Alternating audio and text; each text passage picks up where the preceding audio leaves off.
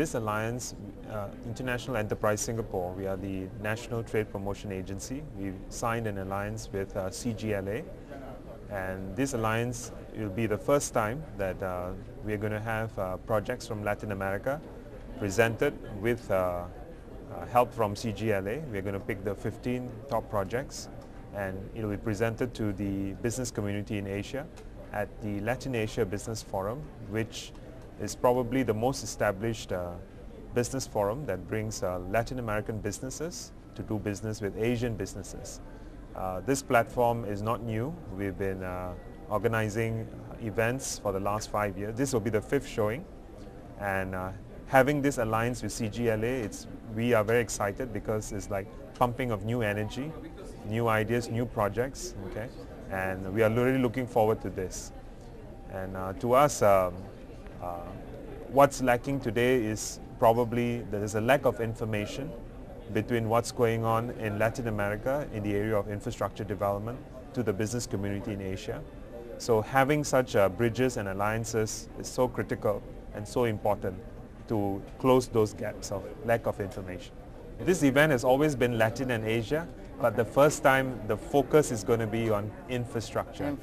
And with our partnership with CGLA, we are quite confident that we're going to bring high quality and relevant projects to the business community in the area of infrastructure. Yesterday you were talking about numbers, some of the numbers that you plan to invest. Can you tell me a little bit about that?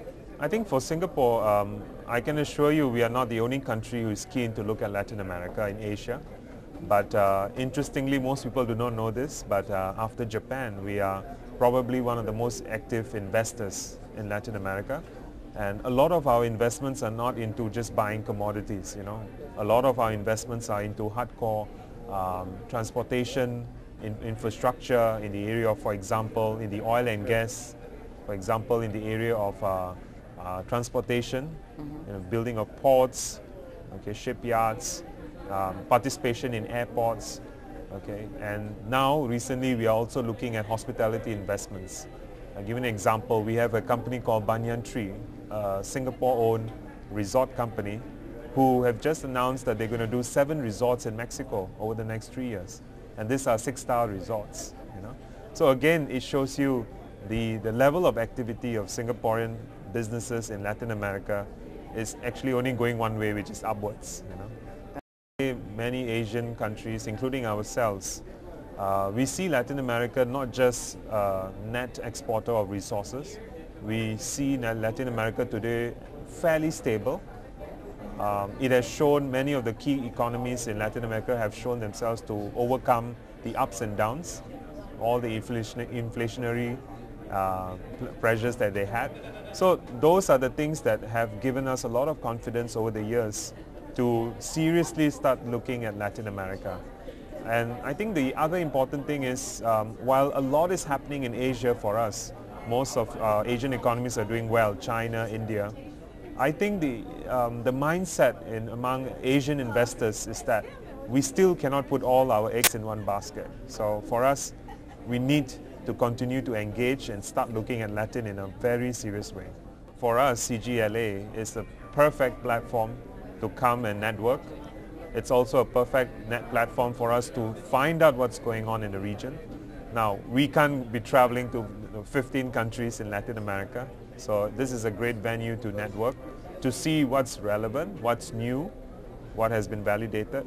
So to me, this is the most efficient way to find out what's going on in Latin America for infrastructure projects. And even though this is, we are new to the event, I can say this is our first real active participation, and I can say that it looks like we're going to keep coming back. This one-on-one meetings, to me, I think it's extremely relevant for such a event to be successful. And when I say it's relevant, means I think if it's just people sitting down and hearing presentations and not meeting one-to-ones, I don't think it's effective. I must say personally, I've been busy the whole last 2 days, and some of my meetings have been scheduled, but some meetings overrun. So there's a little bit of chaos, but guess what? The chaos is perfectly fine, because while you have scheduled meetings, I'm also meeting people on the corridors, in the meeting rooms.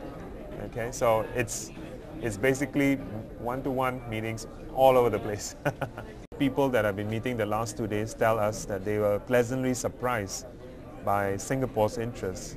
So which only means that this platform has helped us to narrow that bridge of lack of information. So to me, this has been successful for us.